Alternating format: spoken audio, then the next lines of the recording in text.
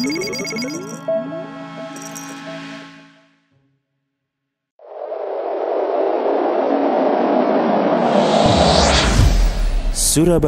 Mengaji. Yuk, dukung dakwah Surabaya Mengaji. Salurkan harta terbaik Anda untuk operasional dakwah.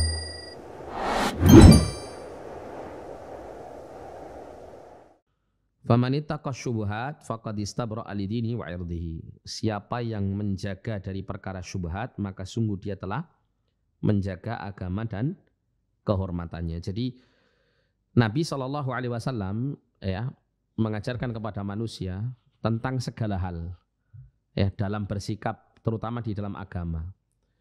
Ketika berkaitan dengan yang halal dan yang haram, itu kita telah diajari apa yang harus dilakukan. Kalau yang halal ya lakukan, kalau yang haram tinggalkan, kan gitu ya.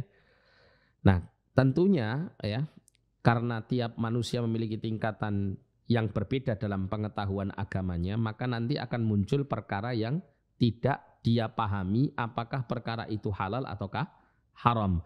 Yang disebutkan dalam hadis ini umurun mustabihat.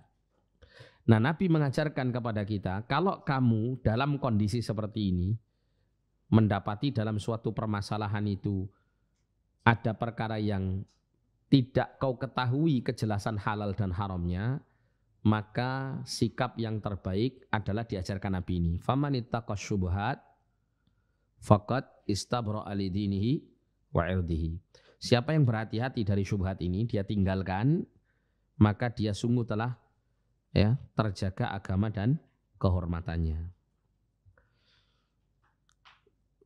Wa man waqa'a fi syubhat. Nah, sebaliknya Nabi mengatakan, dan barang siapa yang terjerumus ke dalam syubhat, kalau ada perkara-perkara syubhat, pokoknya langsung aja diterjang. Enggak apa-apa, paling juga halal misal gitu ya.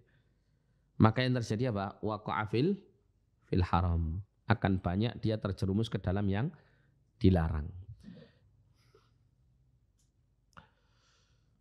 Nah, jadi di sini Nabi mengajarkan kepada kita untuk menyikapi perkara-perkara yang kita tidak ketahui status halal dan haramnya itu, atau kita masih meragukan status halal haramnya, untuk kita menjaga diri darinya.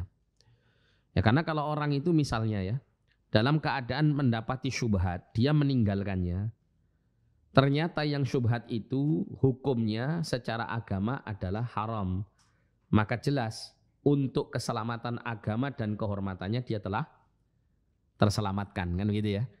Kalau seandainya yang dia dapati hukum yang syubhat tadi yang dia tinggalkan ternyata adalah halal, maka dia ketika meninggalkan yang halal karena syubhat, karena khawatir terjerumus ke dalam yang haram, karena belum tahu perkara itu adalah termasuk perkara yang halal, maka itu pun juga membuat kehormatan dirinya menjadi lebih baik. Dan sikap dia dalam berhati-hati di dalam agama juga menjadikan dia baik di dalam agama. Paham maksud saya? Jadi seperti itu. Karena ada namanya sikap warok. Warok itu sikap berhati-hati dari yang haram. Yang kata para ulama, seseorang tidak akan sampai pada tingkatan warok yang tinggi atau bahkan tingkatan bertakwa yang tinggi sampai dia meninggalkan sebagian perkara yang mubah atau halal karena takut terjerumus ke dalam perkara yang haram.